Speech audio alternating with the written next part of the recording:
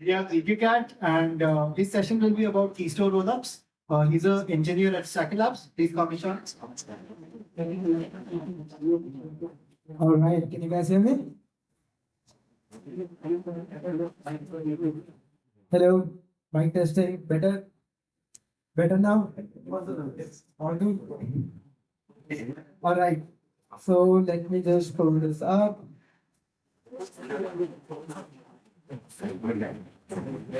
This is taking time.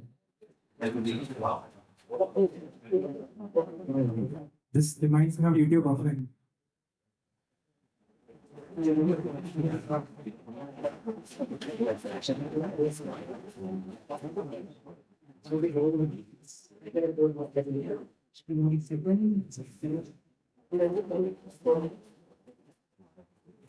Yeah. So yeah, I'm Ishan. I also go by CKCat on Twitter and Pastor. So my talk will be about KeyStore Micro-Rollup. So it will basically cover like in three sections. That is the why, what, and how of a KeyStore Micro-Rollup. So you already introduced me. I am an engineer at Stackr. So in our research team at Stackr, we are always exploring like these various use cases and applications that can be built as a rollup and hopefully better as a micro rollup. So yeah, let's get started. So before I kind of dive deep into this, I just wanna like kind of get an idea from the audience, like so how many of you are familiar with the concept of a smart contract account? Or like how that is different from like an externally owned account that we generally use with like MetaMask. So if you are like not aware of like smart contract wallet, let me just give like a quick intro. What that is like, so generally when you have like a MetaMask wallet, how that works is like you just have a private key and public key pair, and your public key is your address, which you see on like Etherscan, and there is like no code associated with your wallet. It's like completely stateless. On contrast, like what is a smart contract wallet is like a contract that is deployed on the chain and that holds some contract code and some state. So what that allows is that you can have custom logic for your account. And you can have features like key recovery, you can have multi-sigs, which are like you can have multiple owners of an account. So that whenever I'm doing a transaction, it needs to be signed by multiple accounts. So these are the features that are enabled by a smart contract wallet. So as part of like our increasingly modular world, we have many rollups, and for better security and for cost optimization, we want people to move to smart contract wallets for better security. So the problem this creates is like, so in a world of many rollups, we now have the user deploying a smart contract wallet on each of the rollup. Now, since the rollup state is isolated from each other, these account states are also isolated from each other. So the problem that becomes is like, let's say I have a smart contract wallet and I want to change my signer. I want to add a new signer. I want to add a new key to my multisig. If I have like an account on like 10 L2s, I need to then make 10 transactions for one for each L2. I need to manage like 10 transactions. I need to pay for 10 transactions.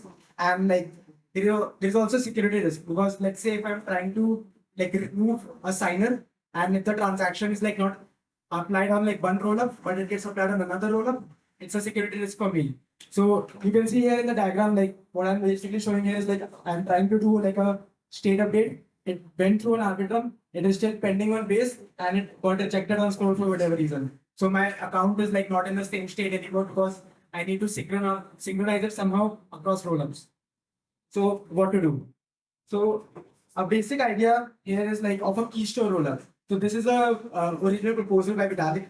What he mentioned here is like you can have like a dedicated rollup where you concentrate your account state, and then every other rollup or entity refers to this KeyStore rollup for the account state. So you have only one source of truth. Your account state is not fragmented or isolated about all the L2s that you want to use.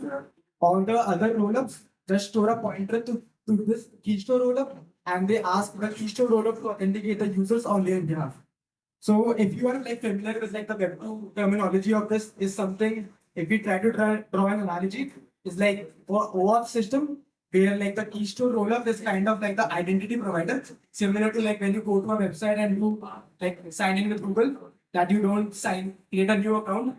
It just asks Google to become the identity provider and get the account data for you. So in a similar analogy, like the KeyStore rollup is like the identity provider, and all the other rollups will basically be the service providers. So yeah, that is basically the idea that the KeyStore rollup here is the virtual account and it holds the signer, and an arbitrary base they just store a pointer to my virtual account. So obligatory means like so one rollup to all them all. Like so basic structure of how a KeyStore rollup, how a user interacts with the KeyStore rollup is that first they need to, since like now the account state is concentrated in one rollup, they need to register with this rollup. They need to create an account there. So I send a simple transaction as a user to the KeyStore rollup. So the KeyStore rollup is divided in the basic structure of KeyStore rollup is like five components. You have the rollup node, which is like your rollup. It has the state, it has the state transition functions, it has whatever it does sequencing. It rolls down its state back to the L1, and that state root is stored on the L1. Now you also need contracts on the L2 to store the state root. This is because currently there is no standard way for an L2 to directly read state from the L1. So that's why every time the state root goes to the L1, we need to also have contracts on the L2 where they just push, like the L1 contract just pushes the state to all the L2s that you probably want to use. So now, and on every L2 you have a KeyStore account factory. So with smart contract bonds, you always have an account factory which like deploys a contract on your behalf as on the behalf of the user. And so this account factory deploys a smart contract account for you, which just points to the one on the KeyStore rollup. And this is now bundled with two things. One is a validator library and one is a state verification library. So those are more implementation details that I won't go into. But the basic point of those is like, since the account state is now externalized onto another rollup, when the user is now, like if we come to the second point, that now if I am a user and I'm sending a transaction to one of the L2s, I need to provide it a proof of my account and the state of my account back into my transaction. Because that L2 that I'm interacting with does not know about my account state anymore. So I asked the KeyStore rollup to give me a proof for my account. I pack that in with my transaction and now in that transaction signature, I send that to the actual L2. And the actual L2 where my KeyStore account is, it can take that validator library, it can decode my signature, it can see the Merkle proof or whatever ZK proof of that I got from the KeyStore rollup, and it can say, okay, like this is a valid proof, and I can authenticate this user now. So that is the general flow. Now, if we go forward, it's like so as I explained, like there are five components, so that basically remains the same no matter the implementation. But what really is crucial here is like what kind of proof scheme you develop your rollup on, because that will decide the actual cost for your users. So this is a figure by Vitalik again, that where he ranks like different proof schemes on the order of complexity and also like data cost. So without going like too much into it, the basic idea here is like while Merkle proofs are like very trivial to implement because they're like used everywhere, we have wide tooling available for them. They also get very big as the size of the tree grows, so they are not the most cost efficient. You can have a ZK snark, which is more cost efficient but obviously more complex to develop as well, because you need to develop circuits for then every proof scheme. You can have a KCG map. Again, a KCG map is, while it will give you like shorter proofs, it will be more complex to develop because it's like magic moon math. And you can also have that another approach is like don't do a rollup, directly store this as a contract on L1, which is like one of the approaches and is actually the most, as you see here, is like the most in terms of cost for users. It's like the minimum. But the problem with that is like right now, as I said, we don't have a direct way for an L2 to read state of the L1. You still need some way to like roll up or like migrate that state to the L2. So this needs an opcode or a precompile, something on the L1 so the L2s can directly read the state. So yeah, as I said, like Merkle proofs may not be the best case for this, but since like they are like the most widely available and most widely known concept in crypto, we decided to build it as a with the Merkle tree model here. That is also because the Stackr SDK by default uses the Merkle proof methods. So going forward, just a bit of shilling here. So why is a Micro-Rollup actually suited to build a KeyStore? So one of the things that Vitalik mentioned in his original post is that having a full-blown EVM for the purpose of this KeyStore rollup may not be the best idea because it can be a security risk. Because that you have the EVM with like I don't know how many hundred of outputs, and that is a security risk because the point of this rollup is to authenticate users. It is a very security critical use case. So he advocated for a simple implementation here.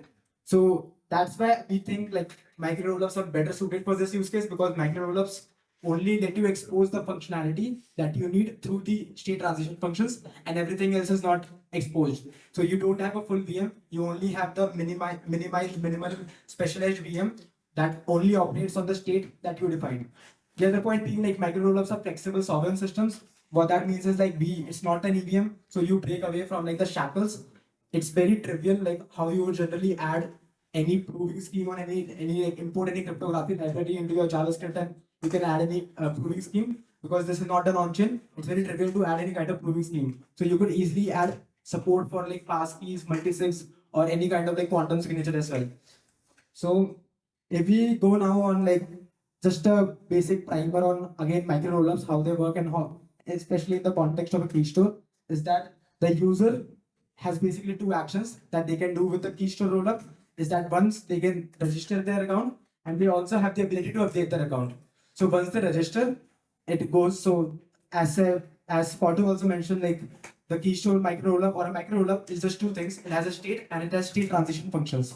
So what you see here is a state machine. It has two reducers or state transition functions. One is for registering an account, and another is for updating an account. And in my state, I only have like an accounts tree, which is a Merkle tree. This so the user can register an account. It goes to the STF.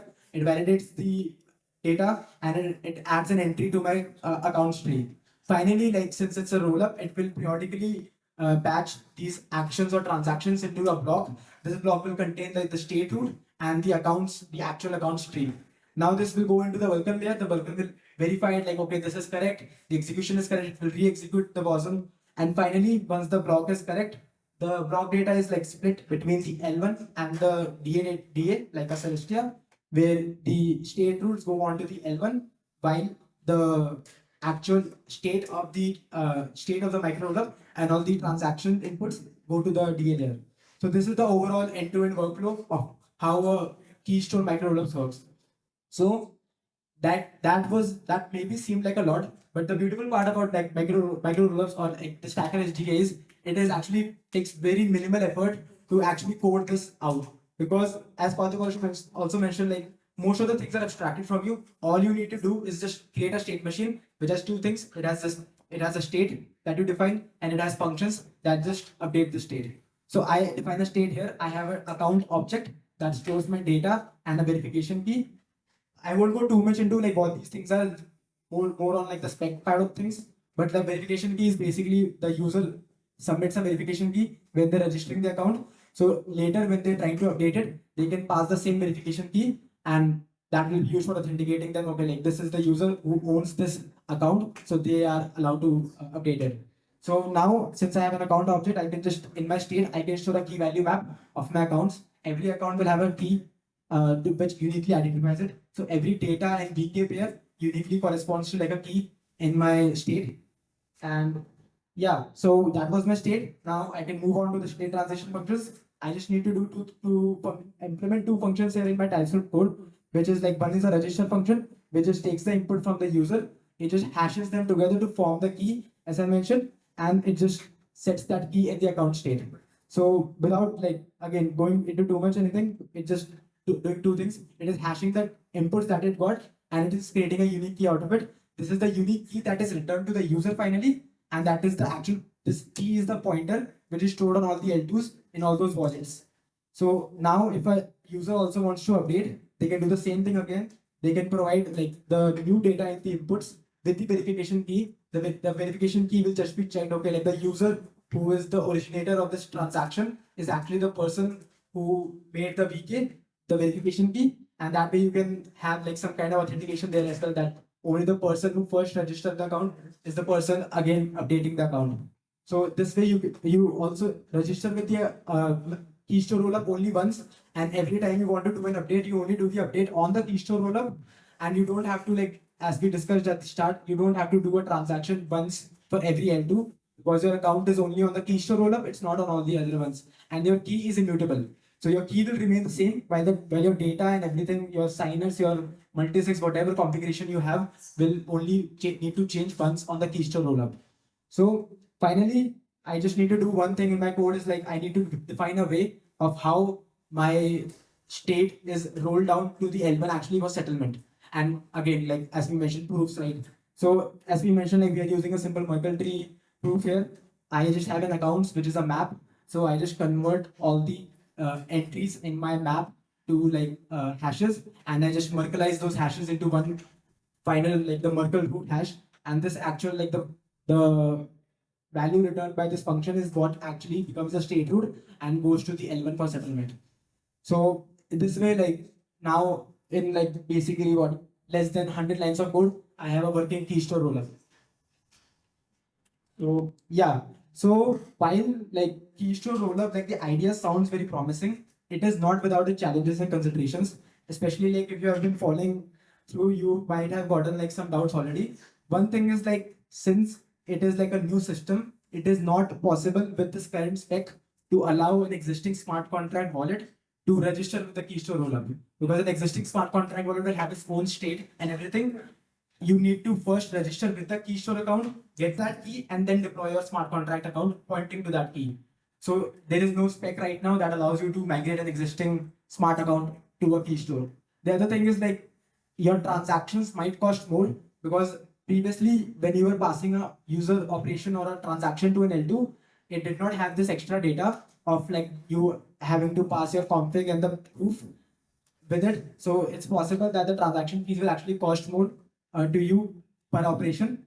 There is also some issues with latency between the proof creation and verification.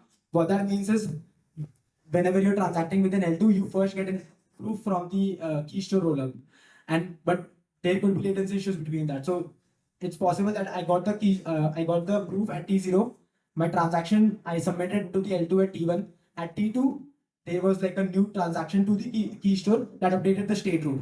So by the time at T3 my transaction actually got executed on the L2, it does not know about that state anymore. The state got updated, so it will say okay, like this is an invalid account. So there are problems with latency in that. There is also the cost of sending the state root, as I mentioned. We need to kind of bring up those state roots to all the L2s that you want to use. Again, hopefully this will get solved by the community or like, through some EIP that allows like any L2 to directly read state from any like L1 storage slot. So this is one of the things that hopefully can get solved. But yeah, overall it's not without its challenges, and there are many considerations here. Overall, like we need, this is like a very minimal spec. KeyStore is something which is a very new prominent idea. As a community, we need to like work more on these and spec more things out. So that was like one of the ideas of this talk, that with like these new novel ideas, we need to explore them, research through them, and like basically pinhole everything we can. So yeah, that was basically it. And now like I can open up to questions. Do you want to do question after the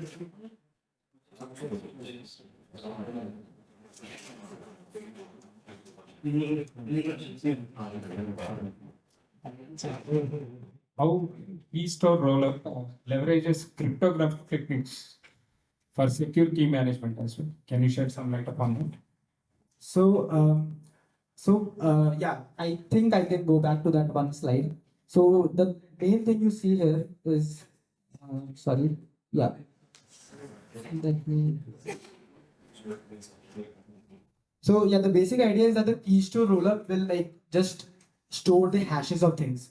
Like right, it won't actually store that data in the sense that we can go in that. Yeah. So when I'm registering with the action, when I'm registering in the KeyStore, as you can see here, like I only send two things, which is the code hash and the config hash. So what this actually is, the code hash is the hash of the smart wallet, and the config hash is like an arbitrary JSON, which will be then decoded back when in the smart contract for verification. So you're not actually like storing any data. And the to like basically answer the other side of this question is the cryptographic scheme will depend on like your how you like encrypt any other data. I don't know if like that answers your question fully, or I can expand more on that. Please explain. So if I like try to better understand your question, do you mean like how the security of the key store itself, or do you mean the security of the users when they're using the key store to interact with other rollups? Security of the users. Security of the users when they're interacting with other rollups. So yeah, that completely depends on the how you generate how you're generating the proofs from the key store. Because whenever you're transacting with the other rollup, you're asking the key store to give you a proof for your account, and then you are taking that proof and you're making it into your transaction before sending it to the other end too. So there can be multiple, as we discussed, like there are different proof schemes at work here. You can use a multiple proof, you can use ZK proofs and everything. The main problem, the main thing that would be there is like since multiple proofs are easy to implement and more trivial, there would be less security risk with them. But with ZK, though the cost will be less, but they are more complex to implement, so there can be more security issues. That there is probably a bug in your ZK circuit. So I think that can answer your question. That depending on like you kind of have to like find a middle ground between the cost and the complexity, because the more complex of a proof scheme you try to go with, there is more risk of like the attack surface area gets larger and there is more risk of a bug. Thank you. Any other questions? This is only for, Yeah, just boss, take the mic. this is only valid for the EVM, it's not for rollups like So CKC. that is actually what do you mean? So ZK sync is also EVM. Yeah, but it has a little difference in its how its internal works. So if you do the like account derivation in other EVM and ZK, there will be difference. So there are two things here. So one is that actually a key store can work with like a VM which is completely not EVM. Because if you see like it is not storing any data which is particular to the EVM. It is storing any code hash. This code hash could also be of like a C-level, like Solana's VM or something, or any other VM. And config hash again is also a hash of an arbitrary config that you make for yourself, that you decide as a user. It could be like the config of a multisig or a recovery wallet or like a any kind of passkey wallet. So as I mentioned, like you need the validation, the state validation library and the verification library to like in the implemented in Solidity for your smart contract accounts. But like though you could implement those in any other VM also and just pass those values here, because when these values are then decoded, they will be decoded in that same VM which encoded them. So in a way, it actually works. Like the spec of a keystore is very minimal because it wants ideally it can support different VMs also.